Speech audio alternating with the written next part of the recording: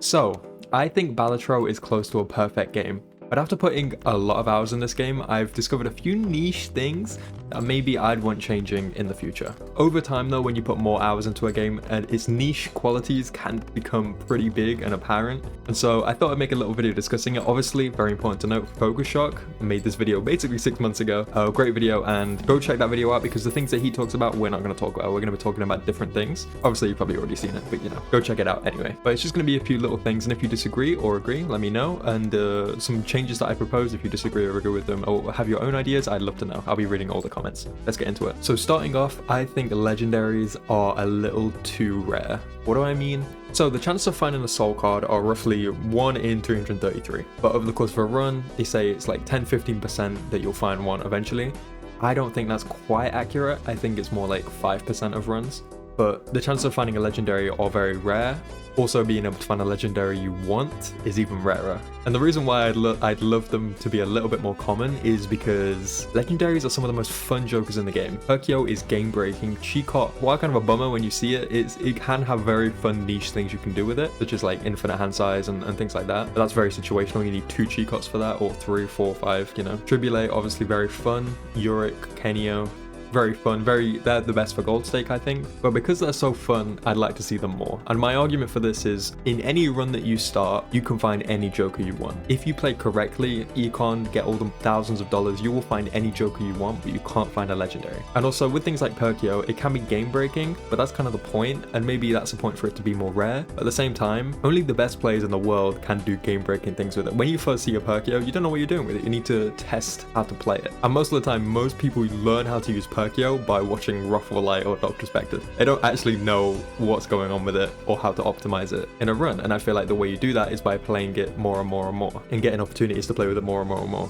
And while you might find legendaries in your run past anti-8, the chances of them actually being viable are a lot lower. Perkyo and Tribulate, obviously, of course, but Canio, Yorick, and Chicot, most of the time you've got a boss reroll, most of the time you've got a re-trigger, so that flat X-Mult from Yorick won't help, and because they're both scaling, getting them later on isn't very powerful. Don't think I even take this. They're definitely jokers that you need to start with most often to get the full experience of playing with it. And so maybe I'd propose making a voucher that maybe halves the rarity or something like that. Something silly. Or if not that, just halving the rarity instead. You know, a 0.3 to a 0.6% chance is a little bit, you know, it doesn't seem like much, but it would be fun to see it in a run. As a speedrunner, I see like 100 seeds a day just from like running runs, and I don't see legendaries that much, but I see them probably more than the average player. And also, I don't think legendaries are necessarily free win. Canio might not flow as well. You might not be able to destroy those face cards. Chicot, it does take up an extra joker slot, but that means you need 4 jokers for the scoring. Still, like, not that OP. It's probably better to have Retcon than a Chicot, because then you get that extra joker slot. Tribulate, obviously we have counters like the plant, and on gold stake finding that full house, or maybe it's just 2 pair, can sometimes be even difficult to find a 2 pair because you need specific face cards. But again, kind of a non-issue. Plant is the main big thing that's kind of the issue. And Perkyo is kind of like the knowledge joker. You need to know how to use it, you need to know all the game pieces, and it makes you think. And I think when Balatro makes you think, that's when it's pretty fun. If you disagree, let me know. Next one.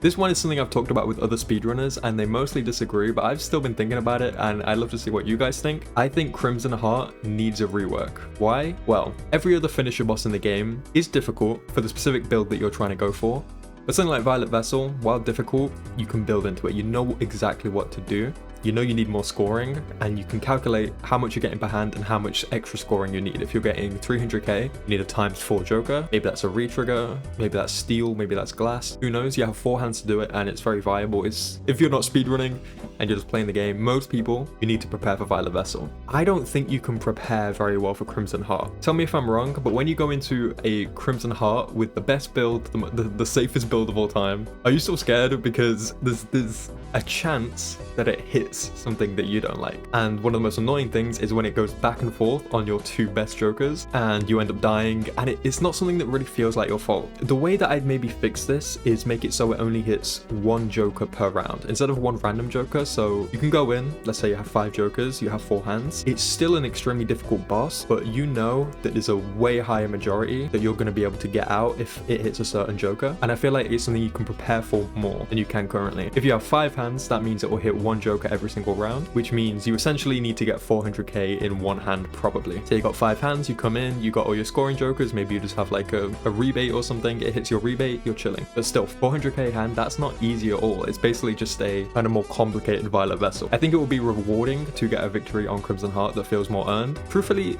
in runs that I've won with Crimson Heart, it feels unearned. I feel like I should have died because it simply just hit the 2 jokers that weren't that important to me. Obviously, there's things you can do like getting nat negatives and bringing them in, or maybe an ectoplasm, but these are very situational. And then if you had more than 5 hands, let's say you have a burger, maybe you're copying a burger, I think it would just, so the first joker would be random, then it would hit every other joker, and then it would reset on a random joker, and then cycle through them all again. But the people that I talked to with this said that the game needs to be hard and Crimson Heart needs to be hard, and I do think it is one of the more unfair bosses. But yeah, like the last one, if you disagree, let me know, or if you have a better change for it, also let me know. Let's talk about Orange Steak again. So I briefly touched on this in my Blue Steak video. What I didn't actually know at the time is Focus Shock agrees with the Orange Steak take. And what he theorized in his original video was the orange state could let you have nat negative, like your debuff turns negative. And I think that's a cool idea, but I do think it would be a little bit overpowered. Essentially what he's saying is you get a debuff joker, you take it, after it debuffs, it goes negative. Where I think that would be a little bit overpowered is that kind of fills the role of Egg and Gift Card, 2 of the most powerful jokers in the game, especially on Gold Stake. Maybe if you're not like super big into Balatro, you might not understand why they're so powerful, but Temperance obviously being a very strong thing. With those negative debuffs, you're probably going to get $50 Temperances pretty easily. But I don't think it's too busted. I just think it's like, it makes Orange Steak more of a benefit than a negative. And I feel like it will completely change the way that you play the game. You can do rental tech, you can take a rental joker and sell it, maybe for a little bit of scoring, and then maybe you have like a small scoring threshold you need to reach, you sell the rental joker, you get out. With Eternals, obviously you can arc 3 times, and those 2 things I think are really cool. An argument posted in my comments, I'll post that now, is the rental tech and Eternal Tech is niche. I completely disagree with this. On Gold Stake, where the difficulty is so high, these can be the difference between winning and losing a run, as rentals are very dangerous to take, but doing Rental Tech is very rewarding. It feels smart, you feel like a good player, and it's the kind of thing that will help you get more streaks. And with debuffs, all it kind of does is give you less of a vision. Debuffs are more painful to get at the beginning. Later on in your run, they might just be like a convenient debuff, like a rebate, you take it, and then you get a bit of money, and it's not too big of a deal. But when the first shop doesn't dictate where you should take the run, it can be quite frustrating and sometimes just feel a little bit like an unearned loss. It can be very frustrating to get a debuff in your first shop and not really find anything else, and then once that scoring joker, let's say, dies, what do? You know, you got to make a giant pivot, and most of the time over the course of 5 rounds you're trying to get planets. But with just a debuff joker, it's not too bad. Now where it gets tricky is when you have a rental debuff joker first shop and you need it to survive. Here's the thing, let's say you're on the big blind, you've played the small blind, you have a rental debuff in the first shop, or 2 rental debuffs, you can't take any of them. Maybe you can with an investment tag, but most of the time you really can't. And most of the times you can't even take a rental, but sometimes you can. Because you can't take these jokers, you may need to go into the big blind, and when you go into the big blind, you're very vulnerable to luck of the draw. What if you just don't pull 2 5-card hands? It happens. With hindsight, you can maybe go in and know what to do, but sometimes it's an obvious 4-card hand that you go for, that extra card, and you just don't find it until maybe the final hand, and you'll die that way. You'll die that way many times in this game. A few things that I'll experiment with is maybe you remove debuff from perishable jokers anyway. That includes like popcorn, ice cream, Cavendish, Gross Michelle, because they're their own debuff. And maybe this is just me from this one experience, but Cavendish as a debuff, I think you earn that Cavendish, you go for a lot of trouble for that Cavendish, you lose your Gross Michelle, and then having a debuff Cavendish is usually kind of useless unless it's very late game and it won't really affect you too much. And then let me know if you think this is too easy. I'd maybe take rental stickers off of debuffs. I kind of like debuffs as their own thing, and it gives you a reason to take them. And so for once in your life, you might be like, you see 2 rentals, you're like, okay, got a debuff, that's good. Most of the time you see a debuff and you just don't take it. It's one of the things that makes the game more difficult, but it's something that a lot of the time you just want to ignore. You'd rather just do something else. Whereas rentals and Eternals, you want to take. And then a lot of people will say, well, you know, Orange Stake is meant to be a difficulty increase, but I think most people would agree that Orange Stake is kind of harder than Gold Stake, or the fact that debuffs are harder than rentals. I think with no rental sticker on perishables, it could make the game a little bit too easy, but in this game there's things that make it pretty easy. An investment tag is basically a free Gold Stake win. A burn joker is basically a free Gold Stake win.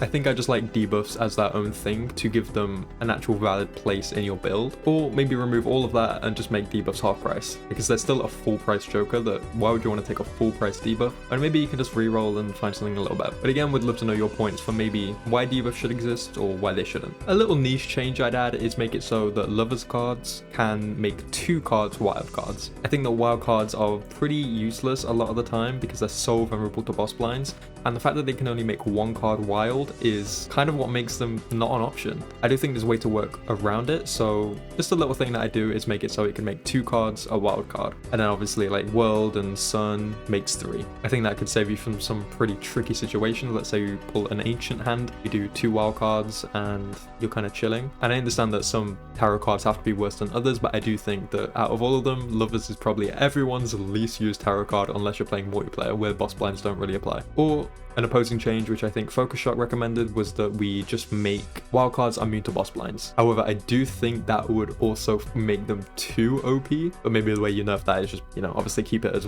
making 1 wildcard with the Lover's Tarot. But the reason I propose to change is something like Ancient, which would benefit from wildcards, is something you actually don't want any wildcards for. The boss blind most of the time will be the main run killer, and with a wildcard debuffing every single suit, if you come across 1 pot or spade debuffed boss blind, you're kind of cooked. What do? You'd rather just find the normal spades that you have. So these are the 2 changes that I propose. Either one of them I think would be just a little bit better than what we currently have. A very niche change that I'd add is when you hit Completionist Plus, there's not much to do until you discover speedrunning and multiplayer. Now I think multiplayer is the most thing people gravitate towards. So in this little screen here, I think a nice cute little thing would be to add the multiplayer Discord in the right. It is one of the main reasons that people play this game for thousands of hours or hundreds of hours, and it is such an amazing mod, and I think is a big reason that Balatro is still as popular as it is. Or building it into the game as a whole so people on PlayStation, maybe even mobile, can get in on it. That would be really cool. And a little bit of a bonus change, I'd love to see more decks and more jokers. That'd be pretty fun, but I wouldn't want anything like game breaking. Something simple like ×5 Exmal for a Flush 5 would be pretty cool. Because those secret hands, now that the game's been out for a while, aren't so secret anymore, you know? Yeah, and I think that's where we're going to end it. Obviously, not too many individual things were discussed in this video, but that's why you need to check out Focus Shock's original video, because he talked about way more, and most of the points that he made in that video I agree with completely, but I don't want to just make the same video that he did. So yeah, hope you enjoyed. If you like this video, subscribes are very appreciated. We're doing crazy right now. Oh my god, like, I never thought the channel would be doing this well when I started to upload a few multiplayer videos back in the day, but here we are, and I'm very happy with where we're at. So yeah, hope you enjoyed, and then subscribe if you want to see more videos like this, or be around for them. I'm gonna make them anyway. Okay, peace out.